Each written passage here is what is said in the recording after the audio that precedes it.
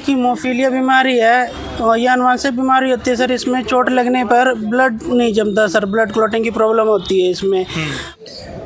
फिलहाल इस समय हिसार के सिविल हॉस्पिटल के अंदर मौजूद हूँ, जहां पर एक बड़ी बात सामने निकल कर आई कि हिसार के सिविल हॉस्पिटल के अंदर जो भी मरीज अपनी बीमारी को लेकर इस उम्मीद में पहुंचता है कि मेरी बीमारी का इलाज होगा, मुझे दवाइयां दी जाएगी, पर धरातल पर आते आते ऐसा है ही नहीं। क्योंकि हिसार के सिविल हॉस्पिटल के अंदर काफ़ी सारी ऐसी बीमारियां हैं जिनकी दवाइयां अब खत्म हो चुकी है। फिलहाल इस समय हिसार के सिविल हॉस्पिटल के अंदर खड़ा हूँ कि भाई एक बार दिखा दीजिए पहले जिला नागरिक अस्पताल। सरकार की अगर बात करूँ, सरकार की नीतियाँ और पॉलिसी की, विकास के नाम पर लाखों करोड़ों रुपए खर्च किए जा रहे हैं, पर स्वास्थ्य की अगर बात करूँ, स्वास्थ्य के नाम पर 0/0। फिलहाल एक व्यक्ति मौजूद है मेरे साथ, एक के भी 3 से 4 लोग हैं। फिलहाल अगर बात करूँ, एक ऐसी बीमारी जिसका इलाज ही नहीं है, लाइलाज बीमारी है। अब कौन सी बीमारी है, दवाइयाँ क्यों नहीं दी जा रही, प्रयास किया गया इनकी तरफ से, नहीं किया गया। और शहर की जानी मानी हस्तियां फिलहाल मौजूद है मेरे साथ, इनकी भी विचारधाराएं सुनूंगा। पहले बातचीत कर लेता हूं। सर नमस्कार। नमस्कार सर। सर अपना शुभ नाम? संदीप कुमार सर। संदीप जी, कौन सी ऐसी बीमारी है जिसका इलाज ही नहीं है? सर ये एक हीमोफीलिया बीमारी है और ये अनुवांशिक बीमारी होती है सर। इसमें चोट लगने पर ब्लड नहीं जमता सर, ब्लड क्लॉटिंग की प्रॉब्लम होती है इसमें। और ये 2 प्रकार की हीमोफीलिया होती है सर, एक हीमोफीलिया ए और एक हीमोफीलिया बी। हीमोफीलिया ए में फैक्टर 8 लगता है और हीमोफीलिया बी में फैक्टर 9 लगता है सर। और ये सर वेट के हिसाब से लगता है सर। हमारे सिविल हॉस्पिटल में सर फरवरी लास्ट वीक से हीमोफीलिया की ये दोनों मेडिसिन फैक्टर 8 फैक्टर 9 दोनों नहीं है सर। और हमने सीएमओ ऑफिस में हमने लेटर दिया था, जो मार करके पीएमओ ऑफिस गया था। फिर दोबारा एक और लेटर हमने कल दिया था, पीएमओ मैडम से भी हम मिले थे। तो पीएमओ मैडम से मैंने लास्ट टाइम वो कह रहे थे मंगलवार तक फैक्टर उपलब्ध हो जाएंगे, लेकिन अभी पिछले मंगलवार तक, अभी ये जो मंगलवार गया सर, अभी तक फैक्टर आए नहीं है अभी तक। ठीक है। हाँ, कल हम पीएमओ मैम से मिलने आए थे, तो मैडम शायद किसी मीटिंग में गई हुई थी, तो मैडम से मुलाकात नहीं हो पाई सर।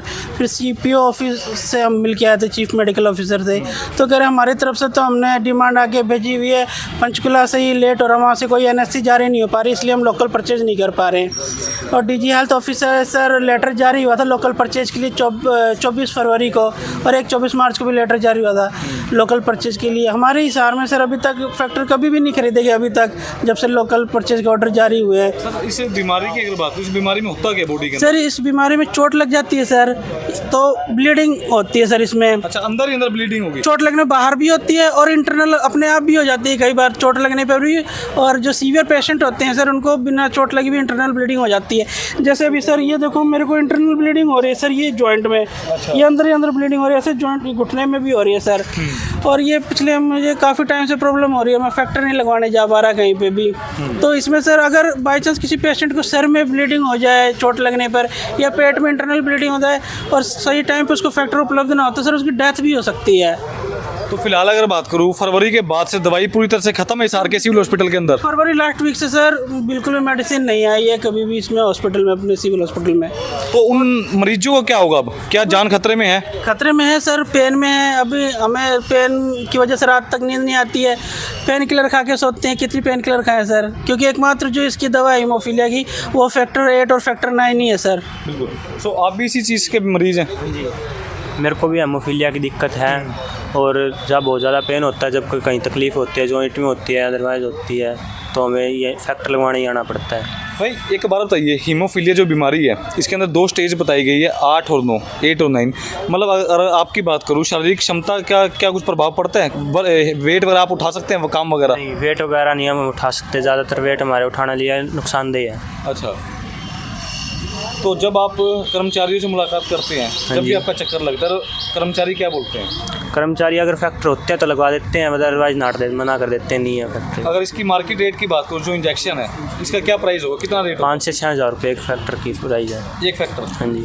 और एक बार लगाने पर कितने महीना 2 महीने गैप होता है या हर बार? इसका दिक्कत होती है तभी लगवाने पड़ते हैं, चाहे वो 2 दिन में हो जाए, 3 दिन में हो जाए, टाइम नहीं होता इसका कोई। टाइम नहीं होता।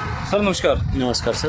सर क्या कुछ कहना चाहेंगे? सरकार दावा करती है कि स्वास्थ्य पर करोड़ों रुपए खर्च किए जाते हैं हमारी तरफ से। जैसे कि सर अब आपको बताएं, सरकार दावा कर रही है करोड़ों रुपए खर्च कर रही है, लेकिन हमें 2 महीने से लगातार हीमोफीलिया एंटी फैक्टर 9 और 8 दोनों की आपूर्ति नहीं हो रही है। हम बार बार लेटर लिख के दे चुके हैं सीएमओ मैम को, आगे चंडीगढ़ पंचकुला तक भी हम जाके आ चुके हैं, वहाँ भी हमें किसी प्रकार का कोई फैक्टर नहीं मिल रहा है। और बार बार यही आश्वासन दिया जा रहा है कि आपको जल्दी फैक्टर उपलब्ध करवा दिए जाएंगे। जैसे मेरे हीमोफीलिया भाई हैं, इनको इतनी तकलीफ़ होती है, रात को दर्द होता है, पेन होता है कि ये सोने को भी मजबूर हो रहे हैं, इतना दर्द इनको हो रहा है। तो इसकी वजह से सरकार की तरफ से मैं अभी 2 महीने से कोई सुविधा उपलब्ध नहीं करवाई जा रही है। और जो लोकल परचेज, उन्हें पेंशन मिलती है नहीं, उनको जो एक फिक्स लेवल होता है सर, उसके ऊपर कि इससे आगे इनको कोई दिक्कत है तो उनको पेंशन भी मिल रही है। ठीक है। और बाकी किसी को जो लो है उनको पेंशन नहीं मिल रही इसके ऊपर किसी प्रकार की। शुरान साहब नमस्कार। नमस्कार जी। शुरान साहब पूरा मामला सुन चुके हो। स्वास्थ्य विभाग की तो कहने की धज्जियां पहले उड़ी पड़ी थी और अब एक और मामला आ चुका है सामने। हर चीज़ में देखिए चिराग भाई, आप देखेंगे हर आदमी, हर वर्ग, सारे के सारे दुखी हैं। और इनको तो भगवान ने पहले ही दिक्कत में दी हुई है, उसके बावजूद इनको शर्म आनी चाहिए सरकार को और अधिकारियों को जो बैठे हैं कि वे कम से कम आप इनकी तरफ ध्यान दे दीजिए। भैया घर से आकर के इतनी परेशानी झेलते हुए यहाँ पहुँचते हैं, उसके बाद भी इनको ऐसे इस तरीके से वो किया जाता है कि भाई दिक्कत में रहना पड़े। इनको सोचना चाहिए, एक तरफ तो हज़ारों करोड़ रुपए लगा करके एक प्राइवेट हॉस्पिटल बनाए जा रहे हैं और जो सरकारी सुविधाएं जहाँ लोगों को मिलनी चाहिए वहाँ दवाइयों के नाम पे इनको टोटा दिखाया जा रहा है कि दवाई नहीं है। अरे ये जानलेवा बीमारी है, कोई मजाक नहीं चल रहा। अगर किसी को इंटरनल ब्लीडिंग हो गई सिर में या गले में, जैसे इन्होंने बताया कि मैम ऐसी दिक्कत हो जाती है, पिछले दिनों किसी पेशेंट की जान भी चली गई करनाल में, तो अगर इनके साथ इस तरह का होता तो उसकी जिम्मेवार कौन होगा? क्या एक जान की कोई कीमत नहीं है? मैं तो अनमोल मानता हूँ कि एक जान की कीमत पूरी दुनिया की दौलत भी अगर लगा दें तो भी वो पूरी नहीं की जा सकती। पर सरकार कहना कि जो दावा करती है, दावा किस बेस पे करती है? कोई आधार तो होगा? नहीं, इनके तो एजेंडे में ही नहीं है। मूलभूत सुविधाएं, शिक्षा, स्वास्थ्य, वो तो इनके एजेंडे में ही नहीं है। तो गलती पब्लिक ने पता नहीं कहाँ कर दी इनको दे करके। बिल्कुल। संकित भाई पहले एक बार दिखा दीजिए, बिल्कुल पीछे की तरफ थोड़ा सा देख पा रहे हैं कितनी तकलीफ का लोगों को सामना करना पड़ा है, मरीजों को करना पड़ा है। उसके बावजूद भी अगर बात करूँ सरकारी हॉस्पिटल के अंदर के धरातल के हालात, दवाइयों का अभाव है। बंटी जी फिलहाल मौजूद है, पार्षद है। बंटी जी नमस्कार। नमस्कार सर। बंटी जी पूरा मामला आपके संज्ञान में आ चुका है, आप समर्थन देने के लिए आ चुके हैं। जी सर। बात सुन चुके हैं, दवाइयों की कमी है और बीमारियों की भी अगर बात करूँ, दवाइयाँ है ही नहीं अंदर। अब इस चीज़ को किस प्रकार देखते हो और क्या एक्शन लिया जाएगा आपकी और आपकी टीम की तरफ से? सर आज की जो ये मरीजों से आपने बात की है, कितना बड़ा दर्द झेल रहे हैं, और दर्द ही नहीं, इनके लिए जो बीमारी है बहुत जानलेवा बीमारी है। इनके एक हल्की सी भी चोट लग जाए ना जी तो भी इनकी जान जा सकती है, क्योंकि इनकी ब्लीडिंग नहीं रुकती। और ये बेचारे कितने चक्कर काट रहे हैं सिर्फ अपनी दवाई के लिए, सिर्फ अपनी जीवन बचाओ दवाई के लिए। वैसे तो सरकार कहती है कि हज़ारों करोड़ रुपए का बजट हम लगाते हैं शिक्षा, लेकिन शिक्षा, स्वास्थ्य और मूलभूत सुविधाएं जो हैं जनता की, वो तो इस सरकार के प्राथमिकताओं में ही नहीं है जी। इनकी प्राथमिकता ही अलग है।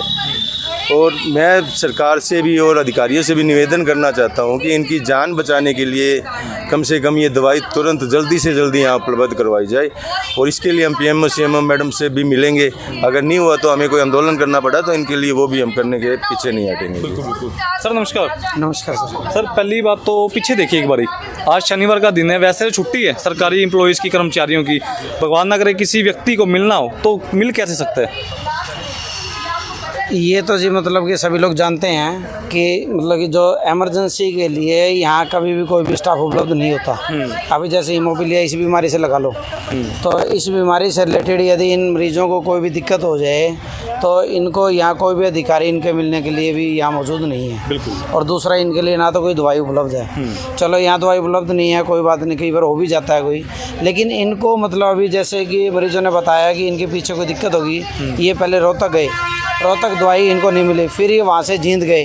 तो इनको यदि यहाँ कभी दवाई उपलब्ध भी ना हो, ऐसा कोई केस हो, तब इनको यहाँ से वहाँ बात करके जिस भी हॉस्पिटल में ये दवाई उपलब्ध हो उनको यहाँ से वहाँ भिजवाने की व्यवस्था की जाए और वहाँ इनको दवाई उपलब्ध करवा के टीका वगैरह जो भी इनकी चीज़ हो वो लगवाई जाए। ऐसी कोई भी सुविधा हॉस्पिटल की तरफ से इन लोगों को नहीं दी जाती, क्योंकि हीमोफीलिया एक ऐसी बीमारी है, भगवान ना करे ये कहीं रास्ते में जा रहे हैं और वहाँ भी इनका कोई, वैसे तो इनके जो ब्लड है वो जमा मतलब कि निकल जाता है हड्डियों में, जो ज्वाइंटों में भी, अगर वहाँ से कोई लीकेज भी हो जाए मतलब तो उसके अंदर इनकी जान भी जा सकती है। शुभम साहब एक अंतिम सवाल था आपसे। अब जब आपकी मुलाकात होगी, वैसे अधिकारियों का जवाब है कि ये ऊपर भेज दिया, ऊपर से मांग पूरी होगी, सरकार तक अगर कोई देख पा रहा हो, पदाधिकारी कोई नेता देख पा रहा हो, क्या कुछ अपील कर रहे हो फिलहाल? अभी जैसे जो इनसे मिलेंगे हम अधिकारियों से, अधिकारी जो हमें समय देंगे, अभी कह रहे थे कि एक बार मिलने के लिए बुला रहे हैं सोमवार या मंगलवार, सोमवार को शायद सरकारी छुट्टी रहेगी, महाराणा प्रताप जी की जयंती है। अगर ये मंगलवार का हमें टाइम देते हैं, मंगलवार को हमारी दवाई उपलब्ध हो जाएगी, नहीं तो बुधवार को हम यहीं बैठ जाएंगे आकर के, बिल्कुल, क्योंकि हमें जो जवाब चाहिए वो काम भी चाहिए। फिर जवाब का। बिल्कुल, धन्यवाद जी। सो इस समय तस्वीरों के माध्यम से आपको एक बार दिखाने का प्रयास कर पा रहा हूँ हिसार के सिविल हॉस्पिटल की लाइव तस्वीरें, जहाँ पर सुविधाओं का अभाव, दवाइयों का अभाव। कमेंट करते रहे, शेयर करते रहे, साथ ही साथ अगर आप लोगों का भी एक बार चक्कर हिसार के सिविल हॉस्पिटल के अंदर लगा है, आपका वास्ता पड़ा है, तो आप अपनी विचारधाराएं, अपनी बातें, अपनी प्रतिक्रियाएं कमेंट में जाहिर जरूर करें।